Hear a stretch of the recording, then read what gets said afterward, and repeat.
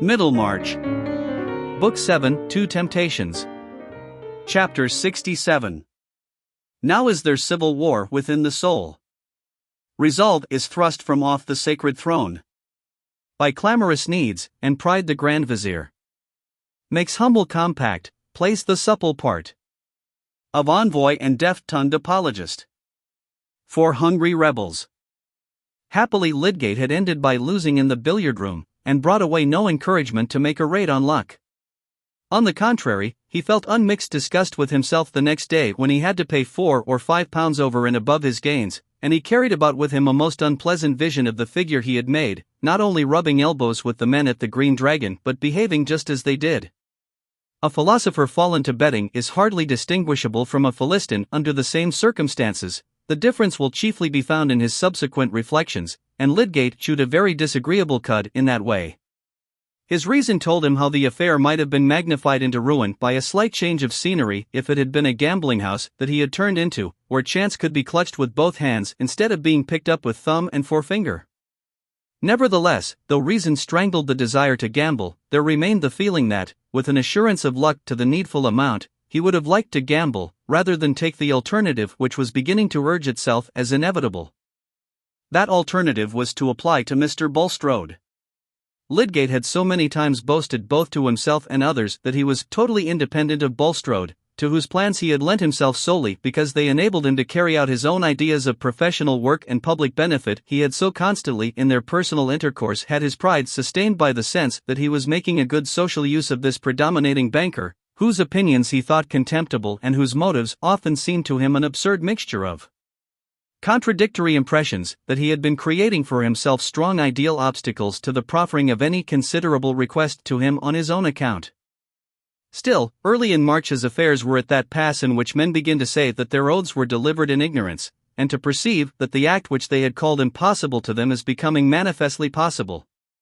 With Dover's ugly securities soon to be put in force, with the proceeds of his practice immediately absorbed in paying back debts, and with the chance, if the worst were known, of daily supplies being refused on credit, above all with the vision of Rosamond's hopeless discontent continually haunting him, Lydgate had begun to see that he should inevitably bend himself to ask help from somebody or other.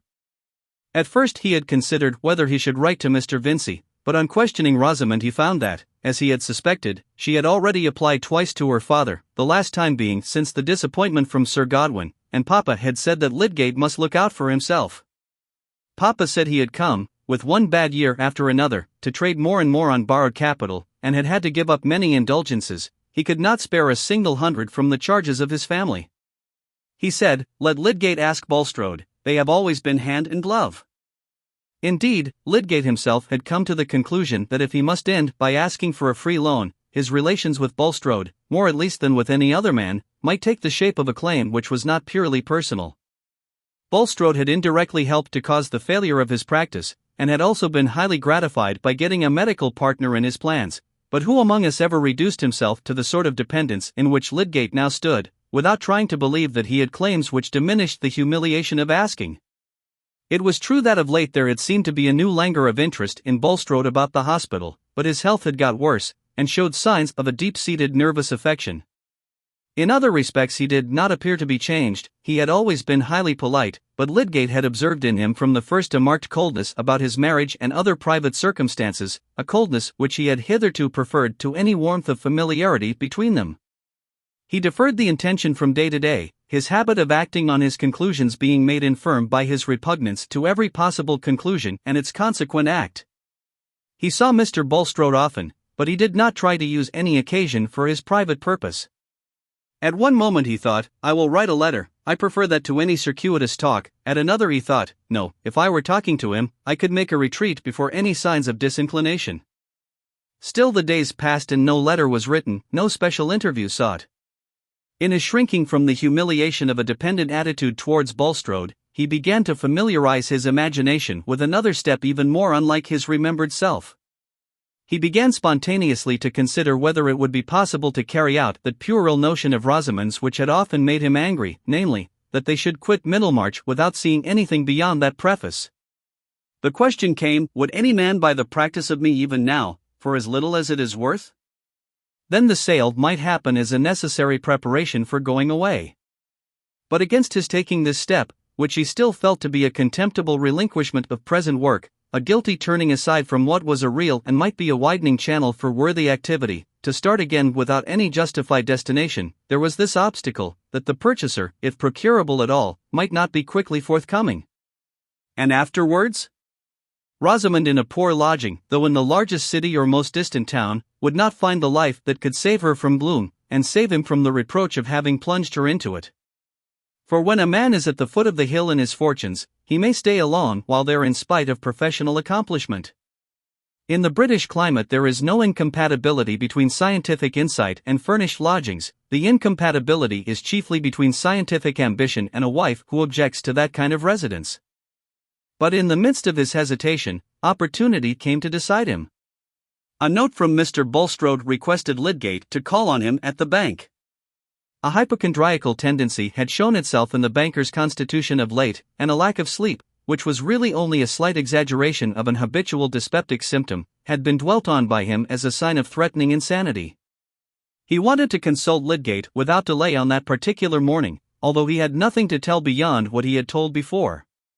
He listened eagerly to what Lydgate had to say in dissipation of his fears, though this too was only repetition, and this moment in which Bulstrode was receiving a medical opinion with a sense of comfort, seemed to make the communication of a personal need to him easier than it had been in Lydgate's contemplation beforehand. He had been insisting that it would be well for Mr. Bulstrode to relax his attention to business. One sees how any mental strain, however slight, may affect a delicate frame, said Lydgate at that stage of the consultation when the remarks tend to pass from the personal to the general, by the deep stamp which anxiety will make for a time even on the young and vigorous. I am naturally very strong, yet I have been thoroughly shaken lately by an accumulation of trouble. I presume that a constitution in the susceptible state in which mine at present is, would be especially liable to fall a victim to cholera, if it visited our district. And since its appearance near London, we may well besiege the Mercy seat for our protection, said Mr. Bulstrode, not intending to evade Lydgate's allusion, but really preoccupied with alarms about himself. You have at all events taken your share in using good practical precautions for the town, and that is the best mode of asking for protection, said Lydgate, with a strong distaste for the broken metaphor and bad logic of the banker's religion, somewhat increased by the apparent deafness of his sympathy. But his mind had taken up its long-prepared movement towards getting help, and was not yet arrested. He added, the town has done well in the way of cleansing, and finding appliances, and I think that if the cholera should come, even our enemies will admit that the arrangements in the hospital are a public good. Truly, said Mr. Bulstrode, with some coldness. With regard to what you say, Mr. Lydgate, about the relaxation of my mental labor, I have for some time been entertaining a purpose to that effect, a purpose of a very decided character.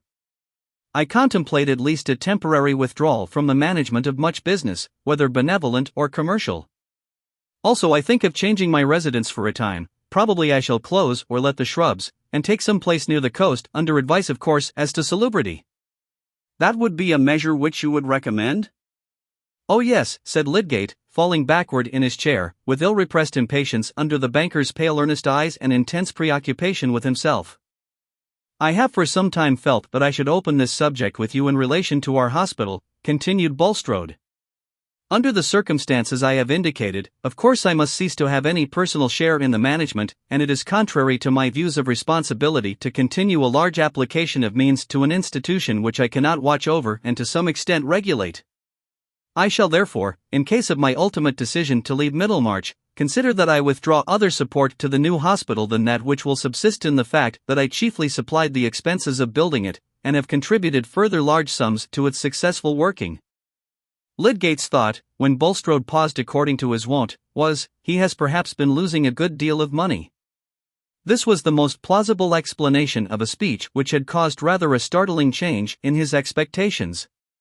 He said in reply, the loss to the hospital can hardly be made up, I fear. Hardly, returned Bulstrode, in the same deliberate, silvery tone, except by some changes of plan.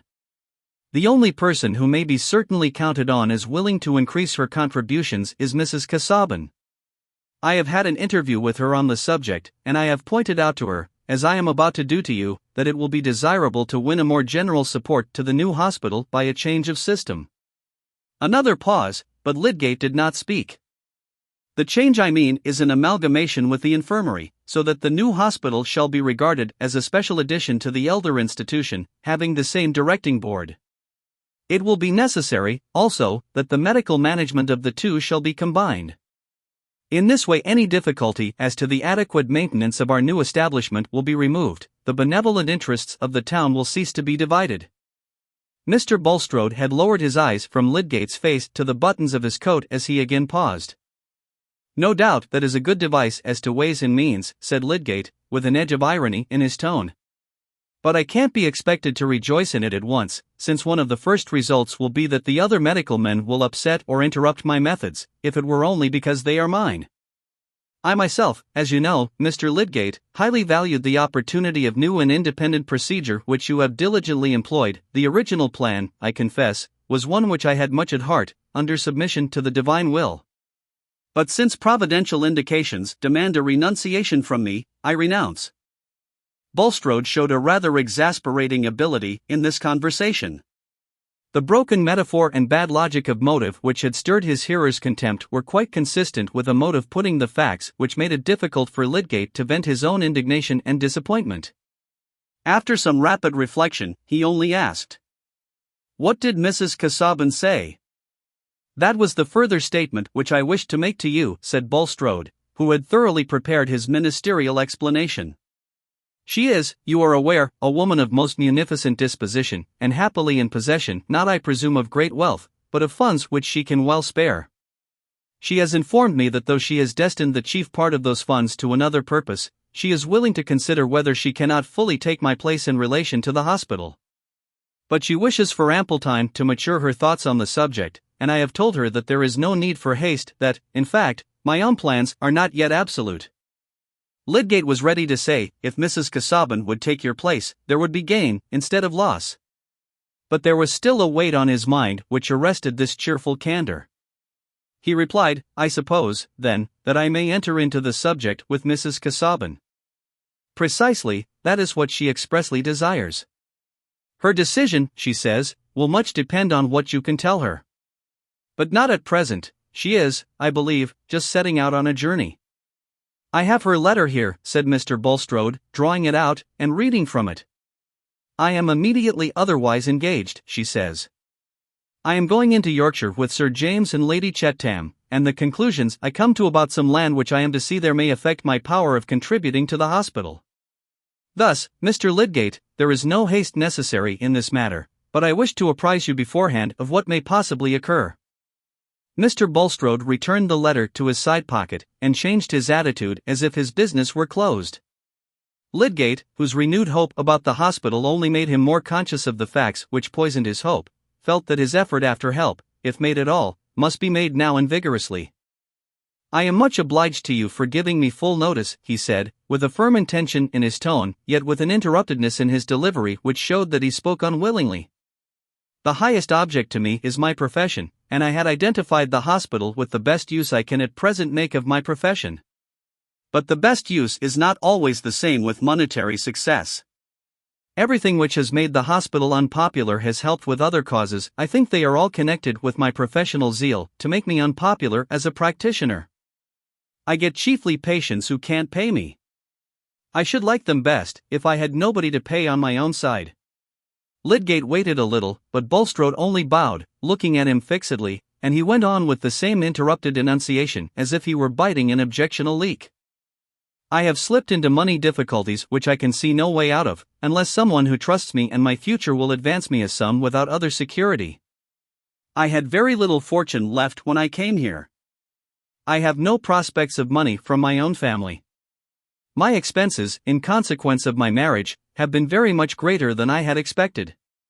The result at this moment is that it would take £1,000 to clear me. I mean, to free me from the risk of having all my goods sold in security of my largest debt, as well as to pay my other debts, and leave anything to keep us a little beforehand with our small income. I find that it is out of the question that my wife's father should make such an advance. That is why I mention my position to the only other man who may be held to have some personal connection with my prosperity or ruin." Lydgate hated to hear himself. But he had spoken now, and had spoken with unmistakable directness. Mr. Bulstrode replied without haste, but also without hesitation. I am grieved, though, I confess, not surprised by this information, Mr. Lydgate. For my own part, I regretted your alliance with my brother-in-law's family, which has always been of prodigal habits, and which has already been much indebted to me for sustainment in its present position. My advice to you, Mr. Lydgate, would be, that instead of involving yourself in further obligations, and continuing a doubtful struggle, you should simply become a bankrupt.